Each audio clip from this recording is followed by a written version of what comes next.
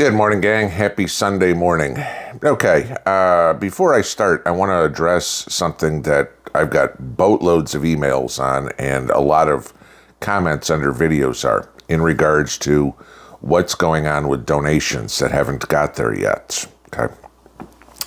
First off, I want everybody to understand, Peta and I have absolutely zero influence, zero control on the warehouse or the Greenville area. Michelle's got no influence over there, anything like that. It's not ours. Okay, this is something that the community's put together, and we are bringing supplies to them. People have asked me, why did you let FEMA come in? It's not like we have any say in the matter. Okay, or what's going on with clothing donations or stuff. We don't have any control over that, guys. This is just what the information they have given us as to where to take things day by day and what they need day by day. We're operating based on what they have told us, okay? So that being said, please understand, we're not the ones letting FEMA in. We're, to the 611 Broadway. We're not the ones that are getting the mail shipments or the trucks or anything like that. You've seen, I posted pictures yesterday, and you saw that one picture at the very beginning of the span of the warehouse. That was day one. When we were there on Friday, that place was packed to the rafters. And you have to understand, everybody that's there now has to go through and sort through all that. Somebody brings in a trash bag full of clothes or a box full of clothes. This isn't JCPenney. They have to go in and say, okay, here's baby clothes, here's women's clothes, here's men's clothes, here's small, medium, large, whatever, and sort through all that stuff. They're not just letting people in to go dig through the pile and see what you need. There's a boatload of work for all those volunteers after everything gets there to get it somewhat organized so they can get it out to the people who need it. Because it does no good where you have a 40-year-old man who weighs 200 pounds, says he needs a coat, and you hand him a little baby jacket because that's what was in that bag. So understand that. I do not know, okay, and again, not going to be able to find this out for you either, so don't bother asking. What's going to happen with any overflow. As far as I'm guessing, I know at least Greenville and Newport are working together because we've had a whole lot of interaction between them and stuff that we've brought in, okay?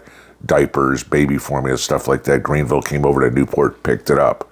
When we were there, the guy was on the phone asking other places if they needed water because they had so much at Newport. I mean, a lot of places took stuff to Newport, and then Newport's kind of winding up some sort of distribution center for other ones. Don't ask me how that's working. Again, I'm not any person involved in that whatsoever. But I'm hoping that stuff that gets delivered over there will get distributed to other places.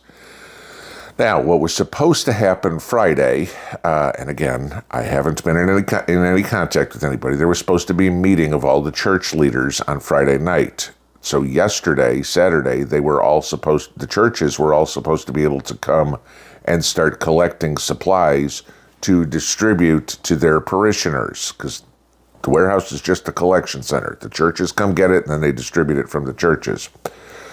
So hopefully that's easing a little bit of the pressure on the warehouse right now. But again, I can't promise that or anything like that. I'm just telling you what I know. So rest easy that your packages will get delivered and that hopefully they will get distributed to the right people. I can't make any promises, all right? Again, it's not something I have any control over, any influence, anything.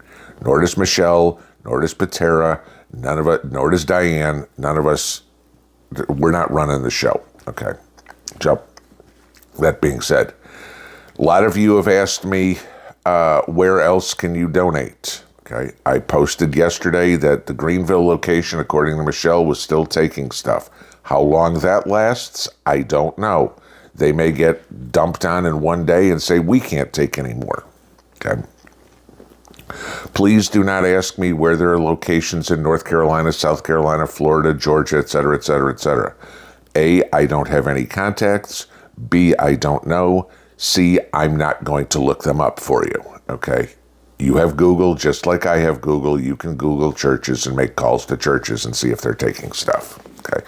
I'm not trying to be a hard ass, but I have the time to coordinate a relief effort for the entire Southeast United States. I'm one guy. Okay. You guys can look up churches too. So, wanted to go over that real quick. What do we learn from this? Okay. And I've said many times when we have disasters, what do we learn? I talked to one of y'all, Ron, yesterday or 2 days ago at there. They learned a lot where their holes were because the power went out. Okay. And so they figured out real quick, okay, they were out without power for I think he said 6 hours or something like that. And they realized what they didn't have. Okay. Good. Not everybody expected that. I can tell you one thing that y'all can have learned from me, from Peta, from Diane, from Michelle.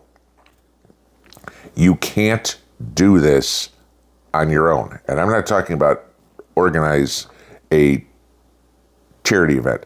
You can't run 100 miles an hour for 2 weeks straight without getting sick, getting exhausted. Okay. I mean, yesterday, between Friday night and this morning, I slept about 30 hours of the last 36. I got up, I had a cup of tea yesterday morning. I kind of looked at some emails. I got out of bed at 11 o'clock. I think I went to bed back at 1. I slept till about 5 and went to bed at 8. And then I got up at 5 this morning. Okay, so to give you that as an idea. I wore my body out. In any sort of chaotic situation, you're not going to be able to do that for long. You're going to need help. And this has always been my point about community, is so many people think, oh, mom and pop kettle sitting at home and they're going to take care of everything. No, you are not. I guarantee that, okay? And I'm living proof for what trying to go 18, 19 hours a day will do to you. Eventually your body says, I'm done, okay? Between guarding the house, taking care of the yard, tending the garden, making the food, cooking the meals, it's always funny. And those of you that are retired know exactly what I'm talking about. Everybody says, oh, I can't wait till I'm retired because then I don't have to go to work for 40 hours a week and I'll have so much time to sit around and do nothing.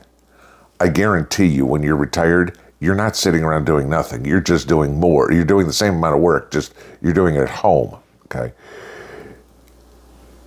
Think about this seriously as to what's realistic with your body at your age, in what physical condition you're in.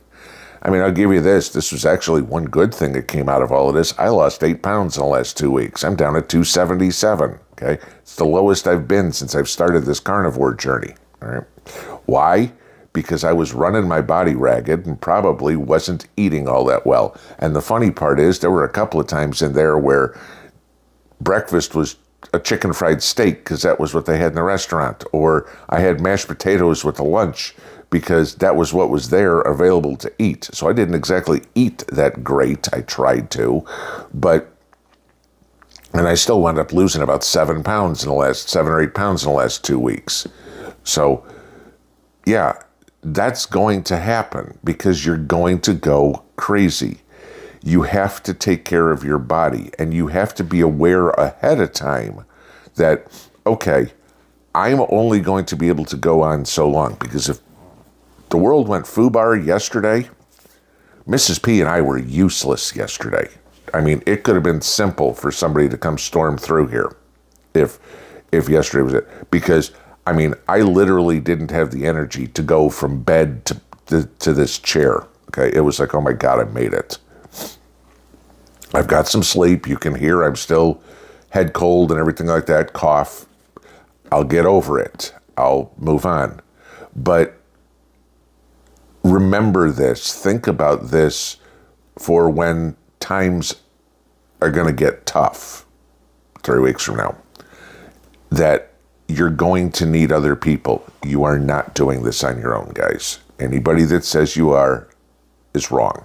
Like I said, the lone wolf attitude is a real simple prep. Buy a shovel, dig a hole, lay down. That's it. Because it takes a community, it takes a village for a reason.